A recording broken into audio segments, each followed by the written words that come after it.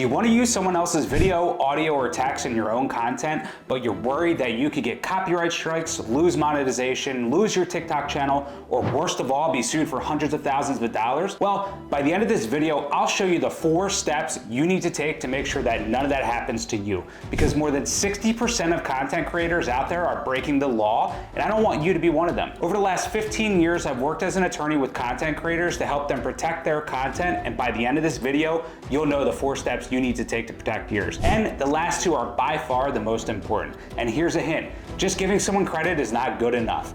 FYI, at the end of this video, I'll have a free downloadable checklist to help you implement these steps the right way.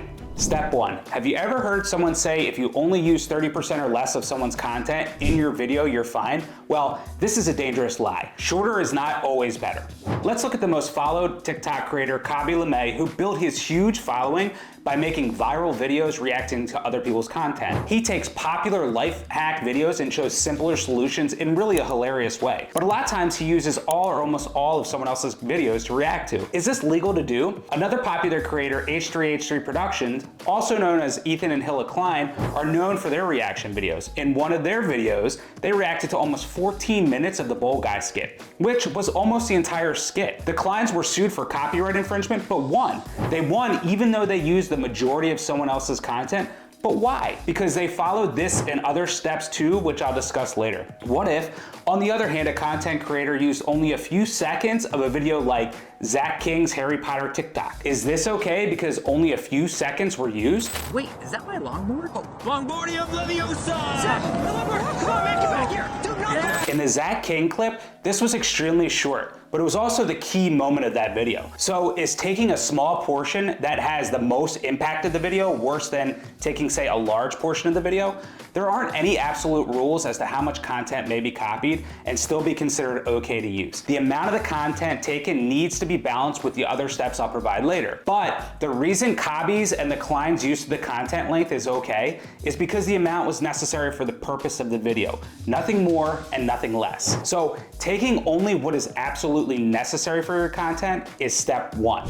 Whether the length is 14 minutes or a few seconds, and whether or not the content taken contains the key moments as I did here using Zach King in this video. Following this step with the next steps will help ensure you are safe in using others' content in your videos. But first, if you found step 1 useful in helping you use other people's content in your videos, make sure to hit that subscribe button below as I regularly upload videos just like this one to help online business owners with legal strategies to grow their business and avoid lawsuits. Step 2, not all content is created equal, and if you find yourself using the wrong type, you could find yourself in trouble. Do you ever wonder how TikTok news accounts can share photos, stories, and other content without getting hit with copyright infringement or losing monetization? There's a reason. If the Washington Post, for example, provided news and commentary on the death of O.J. Simpson, showing old news reports and videos from his trial, the Bronco chase, and other parts of his life, would that be okay?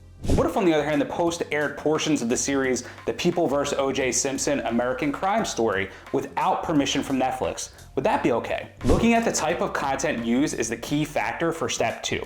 The first is news and educational, while the second is more creative. Factual content, like news programs, contribute to knowledge and education are treated differently from highly creative works like movies or videos, which are really the result of significant creative effort and personal expression. The spreading of facts and ideas is less restricted to encourage educational and informative purposes. Copying from factual content or news accounts is more likely to be okay to use than is copying from more creative works like Zach King. It's therefore important to use more factual and educational type content and not creative content of others. The next 2 steps are by far the most important. If you were to choose any tips to follow, it would be these, although the others are important also. In fact, when this next tip was followed, 90% of cases found fair use in being allowed to use others' content. That's how big it is in swaying the decision, and in fact, TikTok talks about it specifically in its terms, which I'll explain in a minute. You can't just use others' content and make it your own. More is needed now. Just beating the algorithm is not enough, so when you hear other TikTokers giving advice like clearing metadata of the original content or adding splits in your video, using a border template, using at least 3 clips in your video, mirroring your content, using videos of creators with less followers, or adding stock footage to the repurposed content, look the other way. While I have no idea if this beats the algorithm, your account can still receive strikes from other creators who report your content, and this wouldn't get around any lawsuit filed against you. Also, the algorithm's always changing. Do this instead. Ask yourself, does your content simply replace the other, or does it bring something new to the table, giving it a different purpose or style, and are you making money from it? Well, the point of this video is to show you how to use others' content to most likely monetize, so the making money is obviously a yes. For the first part, let's look at common types of video, reaction videos. Simple watch and make, no comment reaction videos, reactions with little commentary, reactions just repurposing what's happening, silent reactions, or reactions that's just restating the obvious won't cut it. TikTok says when creating content, you should add new, creative, and interactive edits when uploading content or media. But what does that mean? Well, while you're able to repost content, it must have a different end purpose like parody, criticism, commentary, or teaching. Similar to what I did with this Zach King clip in this video, teaching. TikTok even gives its creators built-in features to do this. JoJo Siwa, for example, uses the duets feature reacting to her fans' performances. By using duet, the original video stays intact and JoJo's reactions add that personal touch or different purpose. Max Taylor likes to use TikTok's Stitch feature, taking a snippet of another video and adding his own expert commentary, turning it into a new piece of content. Kabi LeMay, like I said before, takes popular life hack videos and shows simpler solutions. Brittany Broski, aka the Kombucha Girl, takes existing content and uses parody to take the original video, add comedy, and turn it into something completely different. Charlie D'Amelio creates viral dance challenges using legal music from TikTok and other platforms.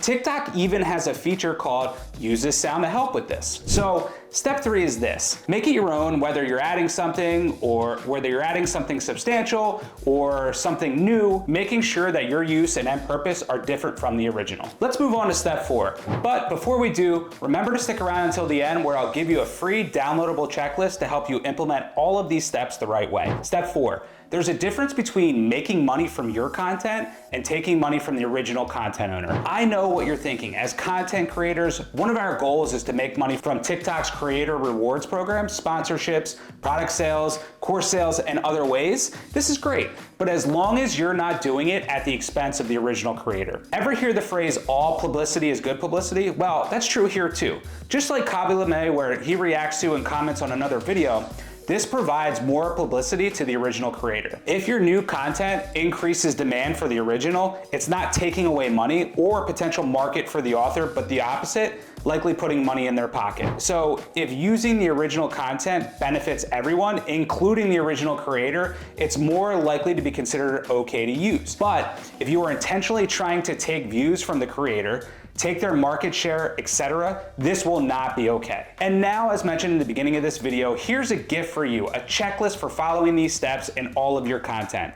If you follow these steps, you can use someone else's video, audio, or text in your own content without worrying about copyright strikes, loss of monetization, loss of your TikTok channel, or worst of all, being sued for hundreds of thousands of dollars. The link to the checklist is in the pinned comment below. But of course, there's still a chance you could be sued for copyright infringement. And if this happens, you'll want to make sure that your business is set up the right way so your personal assets are not at risk, which I explained in this video here.